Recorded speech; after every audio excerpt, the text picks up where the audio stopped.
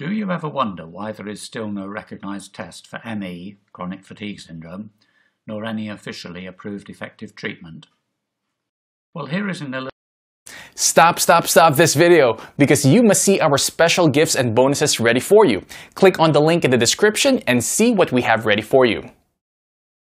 Illustration, which shows the amount of money spent on research into a few illnesses according to the National Institutes of Health in America for 2011.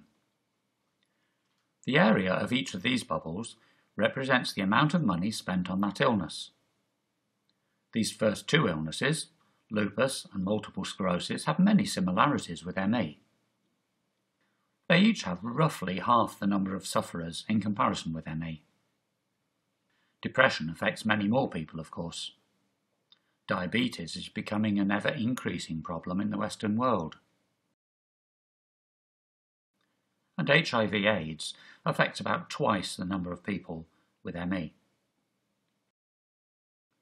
Now here's the money spent on research into ME. That's it. You are looking at this in high definition, aren't you? But don't get too excited. At least half of it has been spent on psychological or coping studies. Some of the rest was spent looking at rats who had been made to swim until they almost drowned. Well, that is fatigue, isn't it? The amount spent on what you or I would describe as biomedical research is absolutely tiny. Stop this video, because you must see our special gifts and bonuses ready for you. Click on the link in the description and see what we have ready for you.